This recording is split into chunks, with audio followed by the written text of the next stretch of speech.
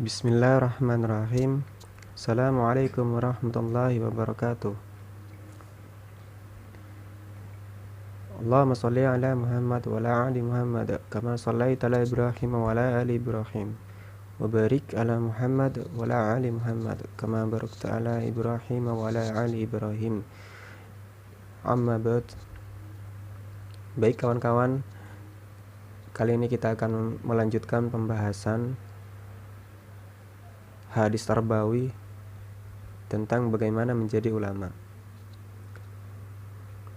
Berikut bunyi hadisnya. Wa an Abi Darda'i radhiyallahu anhu qala sami'tu Rasulullah sallallahu alaihi wasallam yaqulu man salaka tariqan yabtaghi fihi ilman salakallahu bihi tariqan ilal jannah wa innal malaikata latad'u ajnihataha li talibil ilmi ridlan bima yasna wa innal alima la yastaghfiru lahu man fis samawati wa man fil ardi hatta al-hitanu fil ma'i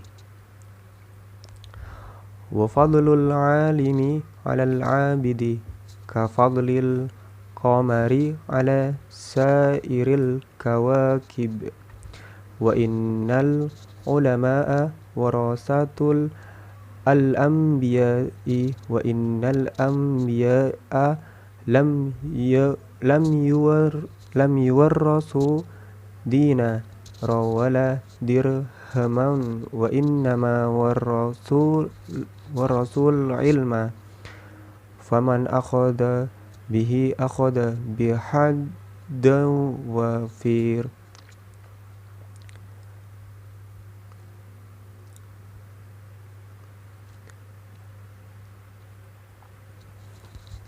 Nah, kosakatanya yaitu salaka, yang artinya menempuh, masuk, berjalan. Kata salaka dengan makna sahala, Allah mudahkan. Hadis tadi diriwayatkan oleh Imam Tirmidzi. Adapun mufradat atau kosakatanya dari hadis tadi yang kami bacakan di sini yaitu salaka, yang artinya menempuh, masuk, berjalan. Nah, kata salaka di sini juga diartikan dengan makna sahala atau dengan arti Allah mudahkan. Yang kedua yaitu thoriqon, suatu jalan baik, dekat atau jauh. Yang ketiga yabtaghi fihi, dengan arti mencari padanya. Selanjutnya yaitu la tad'u ajnihatahu, dengan makna sungguh meletakkan sayapnya karena hormat atau tawadu. Al-hitanu. Nah, al-hitanu di sini artinya jamak dari kata al-hut yang diartikan ikan.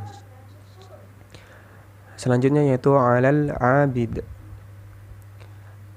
atau alal abd, yang diartikan atas orang ibadah atau ahli ibadah. Sairil kawaikib, yang artinya sekalian bintang.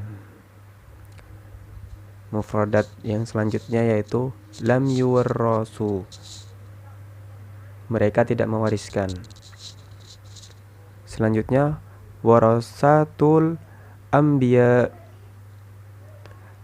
dengan arti pewaris atau bisa juga pengganti atau juga bisa penerus para nabi.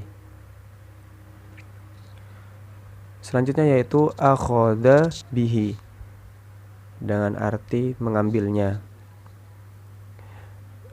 Nah, mufradat atau kosakata yang terakhir dari hadis tadi yaitu bihaddo wafir atau bihaddo wafir dengan arti bagian yang sempurna. Adapun terjemahan dari hadis yang diriwayatkan oleh Imam Tirmidzi dari Abu Darda, salah satu sahabat Nabi,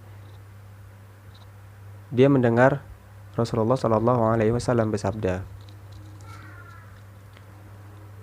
kata Rasulullah, barang siapa yang menempuh suatu jalan untuk mencari ilmu, maka Allah mudahkan dengannya jalan ke surga. Sesungguhnya malaikat meletakkan sayapnya karena ridho terhadap penuntut ilmu. Dan sesungguhnya orang berilmu dimohonkan pengampunan baginya oleh makhluk di langit dan makhluk di bumi hingga ikan-ikan di laut. Keutamaan orang berilmu terhadap orang ibadah bagaikan keutamaan bulan terhadap sekalian bintang. Sesungguhnya ulama pewaris para nabi. Sesungguhnya para nabi tidak mewariskan dinar dan dirham. Sesungguhnya mereka mewariskan ilmu. Barang siapa yang mengambilnya, berarti mengambil bagian yang sempurna. Hadis riwayat Tirmidzi. Lalu selanjutnya mari kita membahas tentang bagaimana penjelasan dari hadis tadi, atau bisa dikatakan syarah hadisnya. Yang pertama yaitu dimudahkan jalan ke surga. Man salaka thariqan yabtaghi fiha ilma. Barang siapa yang menempuh suatu jalan untuk mencari ilmu. Nah, maksudnya di sini barang siapa yang menempuh suatu jalan atau berjalan atau masuk menuju tujuan mencari suatu ilmu. Nah, sesiapapun kita berjalan atau menempuh suatu perjalanan dengan suatu niatan untuk mencari suatu ilmu, baik ilmunya itu sedikit atau banyak, ilmu agama maupun ilmu umum. Jadi nggak berkutik atau terpaku di ilmu-ilmu agama saja, akan tetapi ilmu umum juga termasuk. Nah, Al-Tibi menjelaskan kata thariqan dan ilman bersifat mutlak, mencakup segala jenisnya. Jadi ilmu tadi itu nggak hanya dikategorikan ilmu agama, ilmu umum, ilmu sastra, ilmu kesehatan, ilmu matematika pun itu juga termasuk dalam hadis ini. Kata Al-Tibi, thariqan di sini kata benda yang bersifat umum. Nah, thariqan juga diartikan suatu jalan, menempuh suatu jalan yang baik dekat atau jauh, keluar dari rumah atau dari kampung halamannya, keluar dari kota atau dari negerinya. Jadi mau sedekat apapun itu juga masuk dalam kategori dimudahkan jalan ke surga ini. Atau barang siapa yang menempuh suatu jalan untuk mencari ilmu, meskipun itu dekat atau jauh sekalipun, itu sama dengan maksud tujuan tadi, yaitu mencari ilmu, baik ilmunya sedikit ataupun banyak.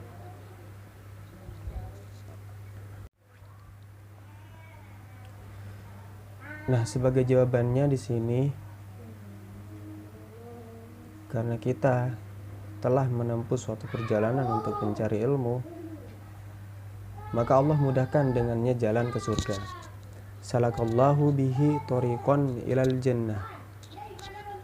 Maknanya, Allah memudahkan sebab ilmu itu jalan ke surga, atau jadikan ia menempuh jalan ke surga, atau diberi pertolongan menempuh jalan ke surga.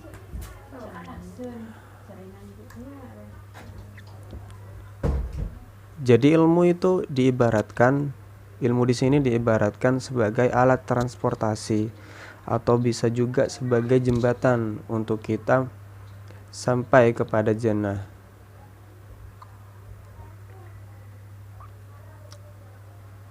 Nah, makna kata salaka di sini atau salaka yang kedua berbeda dengan salaka yang pertama. Salaka yang pertama diartikan sebagai menempuh keluar dan pergi.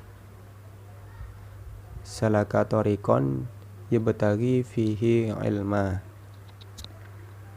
Sedangkan salaka yang kedua diartikan sebagai dimudahkan, ditolong, dan dijadikan penempuh.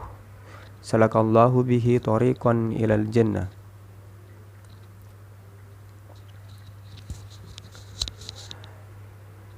Jadi kalau salaka yang pertama itu bisa kita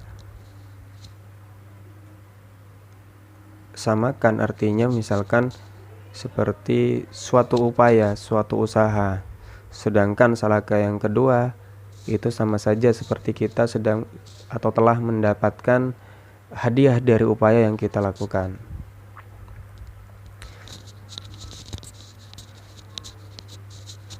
Nah, lalu makna torikon atau torik yang kedua berbeda dengan torik yang pertama. Torik yang kedua diartikan jalan amal soleh. Sedangkan torik yang pertama diartikan tempat atau majelis ilmu, baik dekat maupun jauh. Jadi makna jalan ke surga itu adalah amal soleh. Ilmu yang dicari itu diamalkan, sebagai manifestasinya adalah amal soleh yang menjadi tiket persyaratan masuk ke surga. Lalu penjelasan atau syarah hadis yang kedua tentang dihormati para malaikat. Nah, dihormati yang seperti apa? Wa innal malaikata la tada'u ajnihataha li talibal ilmi. Sesungguhnya malaikat meletakkan sayapnya karena ridho terhadap penuntut ilmu. Maksudnya di sini secara garis besarnya ada dua makna, yaitu makna majas atau metafora dan makna hakikat. Makna majasnya, malaikat hormat dan merendah terhadap penuntut ilmu. Sedangkan makna hakikat, para malaikat menghamparkan sayapnya untuk diinjak atau diduduki para penuntut ilmu karena ridho terhadapnya.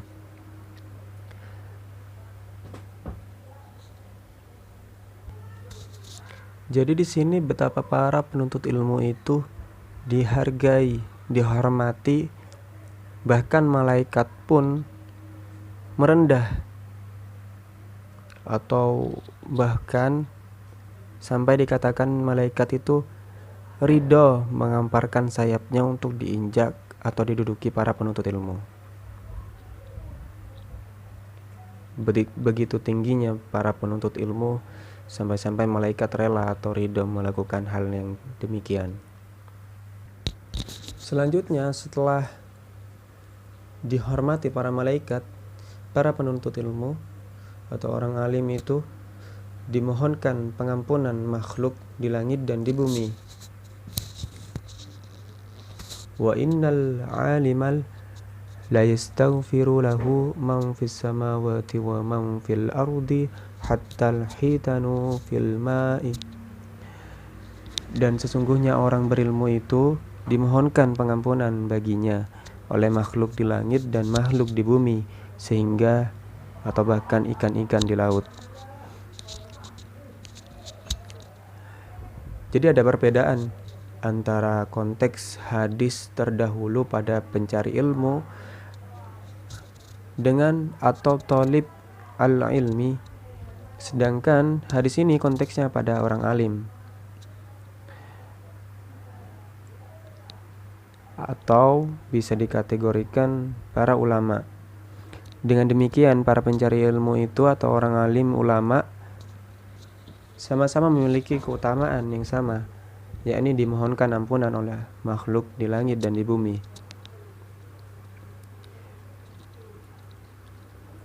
Jadi betapa dijunjung tinggi martabatnya para pencari ilmu itu, sampai-sampai para makhluk baik di darat maupun di lautan semuanya memohonkan pengampunan kepada orang alim atau para ulama. Al-Tibi juga menjelaskan bahwa orang alim di sini dimaksudkan adalah mukmin yang istiqomah, artinya yang konsisten pada ilmunya, yaitu mengamalkan ilmunya itu juga. Mereka yang selalu melakukan perbuatan baik menuntut ilmu serta mengamalkan ilmunya dan dilakukan terus-menerus. Penyebutan ikan di laut ini menolak dugaan bahwa makhluk di bumi jangan diduga hanya di daratan saja, akan tetapi meliputi binatang darat dan laut. Nah, dimohonkan pengampunan makhluk di langit dan di bumi ini. Allah juga menjelaskan pada firman-Nya dalam surat Al-Isra ayat 44 yang artinya, langit yang 7, bumi dan semua yang ada di dalamnya bertasbih kepada Allah, dan tak ada suatu pun melainkan bertasbih dengan memujinya. Tetapi kamu sekalian tidak mengerti tasbih mereka. Sesungguhnya Dia Allah atau Maha Penyantun lagi Maha Pengampun.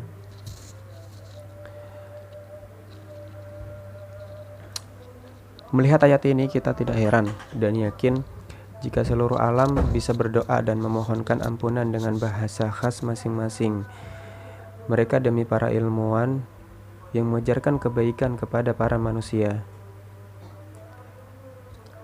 Jadi tidak dilakukan lagi seluruh alam pun, bahkan seluruh alam, seluruh semesta, seluruh yang ada di alam ini bisa berdoa dan memohonkan ampunan dengan bahasanya yang masing-masing mereka, kepada para ilmuwan, kepada para alim ulama yang mengajarkan kebaikan kepada para manusia. Jadi konteks hadis ini juga luas, bukan kepada para ulama yang dicondongkan untuk mengajarkan agama saja, akan tetapi hadis di sini juga diartikan kepada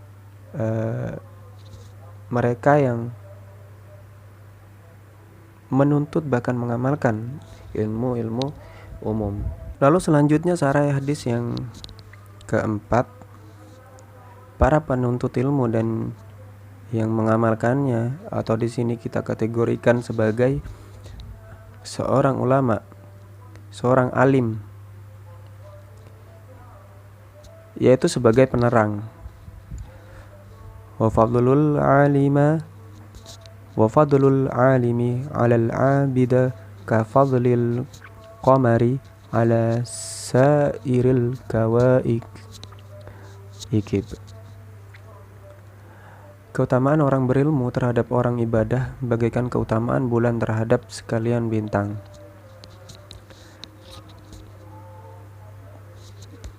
Jadi kedudukan orang alim di sini lebih utama dibandingkan dengan ahli ibadah.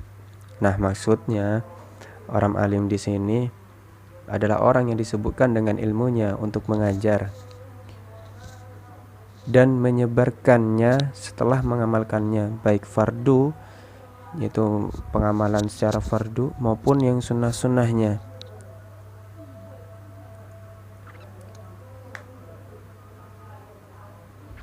Jadi orang alim yang sebagai penerang di sini adalah mereka yang mengajarkan dan menyebarkannya. Adapun abid atau ahli ibadah adalah orang yang disebutkan ibadah. Jadi seluruh waktunya itu diisi dengan ibadah-ibadah, baik itu sunnah maupun bahkan yang wajib, atau sebaliknya, baik yang wajib maupun yang sunnah, sekalipun dia mengetahui hal-hal penyebab keabsahannya. Lalu perbandingan keutamaan keduanya bagaikan perbandingan antara cahaya bulan purnama dan cahaya bintang-bintang di langit. Jadi diibaratkan orang alim ini kedudukannya atau keutamaannya diibaratkan cahaya bulan purnama, sedangkan ahli ibadah diibaratkan cahaya bintang-bintang di langit. Jadi lebih utama atau lebih bisa kita rasakan manfaatnya, yaitu cahaya bulan purnama seperti itu dibandingkan cahaya-cahaya bintang di langit yang tidak seberapa. Selanjutnya syarah yang kelima, ketika kita menjadi seorang ulama atau orang alim, kita sudah menjadi pewaris para nabi. Wa innal ulama'a warasatul al-anbiya. Sesungguhnya ulama adalah pewaris para nabi. Ulama di sini disebutkan yaitu sebagai orang yang mengerti berbagai problematika masyarakatnya, dan pengertian mereka tidak terbatas pada hukum-hukum agama, akan tetapi juga mencakup seluruh problem kehidupan. Jadi ulama di sini juga diartikan sebagai salah seorang yang selalu hadir di tengah-tengah masyarakat dan menjawab suatu problem yang ada di suatu masyarakat, baik problem dirinya sendiri maupun itu juga menyangkut kepada kehidupan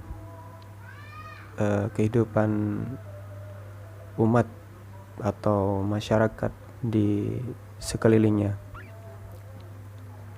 Mereka bahkan mampu memimpin bangsa untuk mengangkat senjata di hadapan penjajah. Jadi ulama ini juga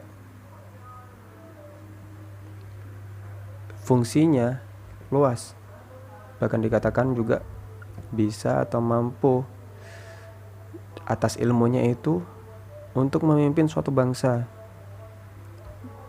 bahkan berperang. Mereka dapat menjalin hubungan dengan semua lapisan masyarakat atas dasar pikiran dan rasa yang mendalam. Dalam buku Shihab,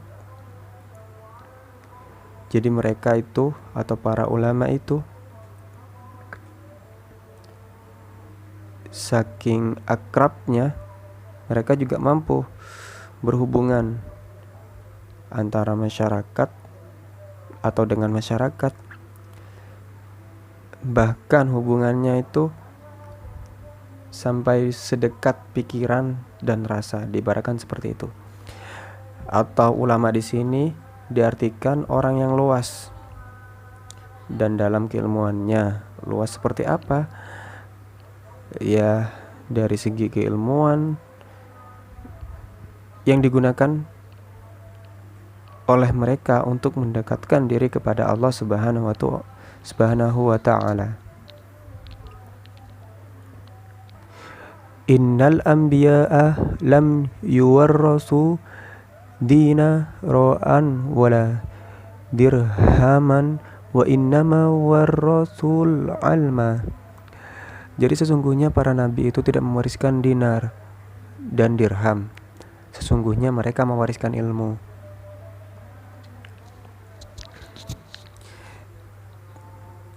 Jadi nabi itu hanya mewariskan ilmu, bukan kekayaan, bukan suatu jabatan, bukan suatu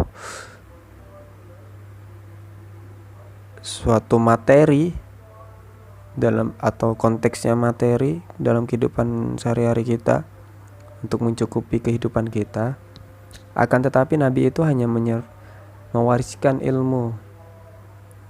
Sedang dinar dan dirham adalah cerminan harta benda. Artinya para nabi itu tidak mewariskan harta benda sedikit pun, baik harta benda yang mencakup diri sendiri atau harta benda yang seluas, atau kita bisa artikan di sini harta benda seperti jabatan tadi itu.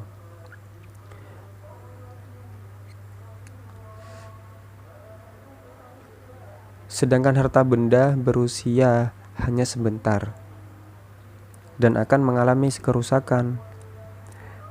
Jadi itu menjadi alasan para nabi untuk tidak mengambilnya, melainkan sekadar kebutuhan saja. Jadi perbedaan kebanyakan dari kita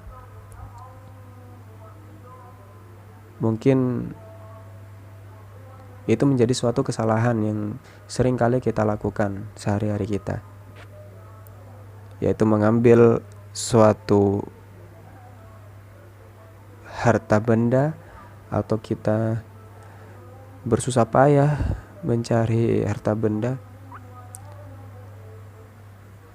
hanya untuk diri sendiri atau mungkin melebihi kadar kebutuhan kita. Nah, ilmu yang diwariskan para nabi ini banyak sekali, tetapi semuanya digunakan untuk apa? Untuk mendekatkan diri kepada Allah Subhanahu wa Ta'ala, untuk menunjukkan kekuasaan Allah dan untuk mempertebal keimanan kepadanya. Jadi ilmu yang diwariskan para nabi ini tidak lain hanya untuk berbuat baik. Tujuannya yaitu tadi untuk mendekatkan diri kepada Allah, menunjukkan kekuasaan Allah, bahwasannya begitu besar kuasa Allah untuk mengatur segala hal yang terjadi di muka bumi ini, bahkan alam. Lalu jika kita mengambil ilmu yang diwariskan para nabi tadi, kita diartikan atau berarti kita mengambil bagian yang sempurna.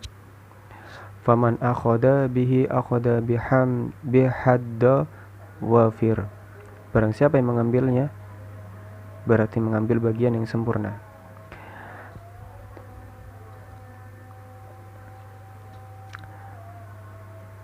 Tidak seperti warisan harta benda yang lenyap kemudian. Jadi ilmu tadi terus menerus, bahkan ilmu itu bermanfaat untuk kehidupan selanjutnya. Ilmu di sini sebagai kunci kesuksesan dunia dan akhirat. Jadi seseorang yang ingin memperoleh kebahagiaan di dunia haruslah disertai ilmu.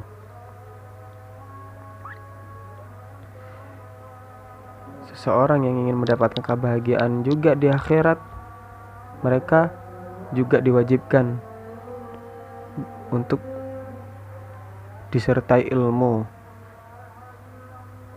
Dan seseorang yang ingin mendapatkan kebahagiaan dunia dan akhirat juga harus disertai ilmu. Jadi kita tidak serta-merta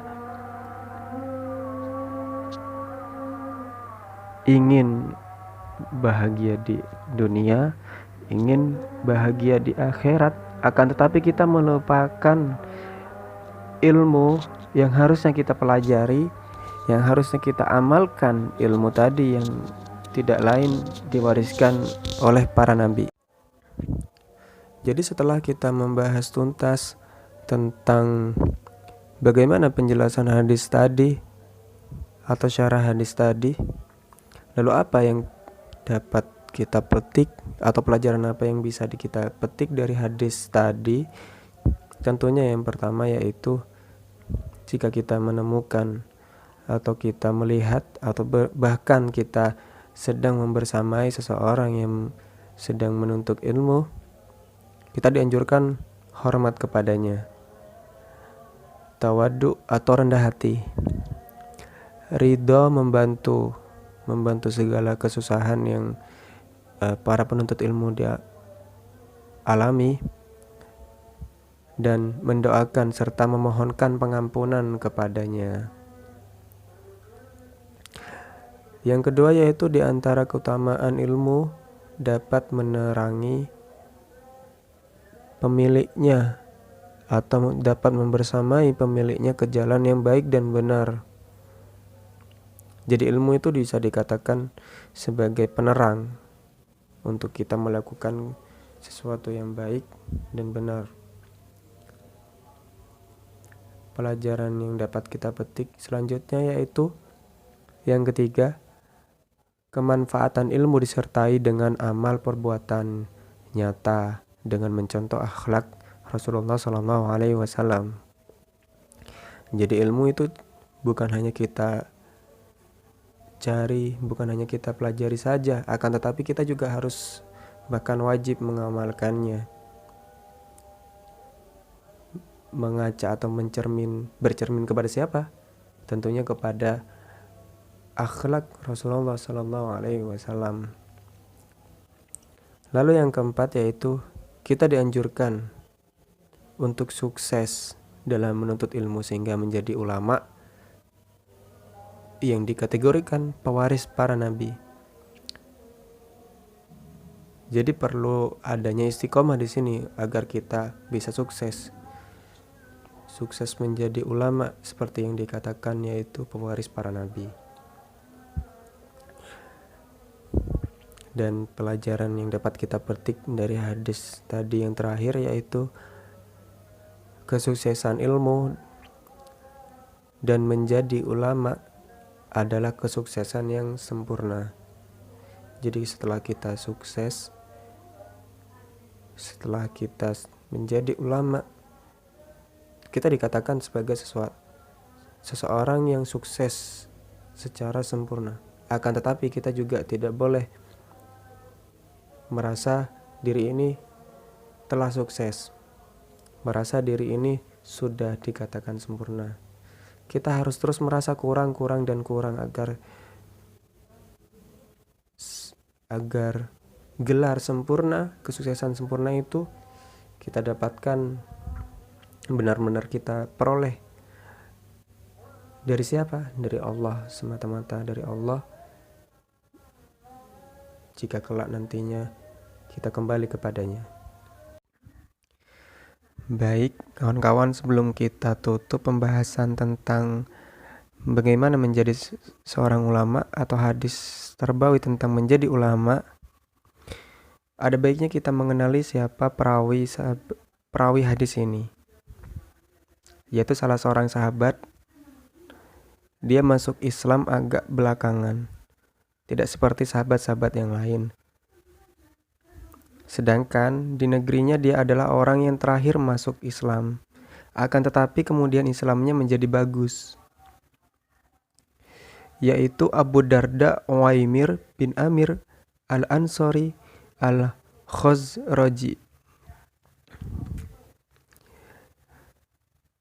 Abu Darda ini adalah salah seorang sahabat yang ahli fikih dan menjadi hakim. Sebagaimana sabda Nabi, Uwaimir adalah hakim umatku, kata Nabi. Abu Darda juga sering menyertai Rasulullah dalam berbagai peperangan. Setelah perang Uhud, dia diangkat menjadi hakim di Damaskus pada masa Khalifah Utsman bin Affan. Lalu kemudian meninggal pada tahun 32 Hijriah dan meriwayatkan sebanyak 179 hadis.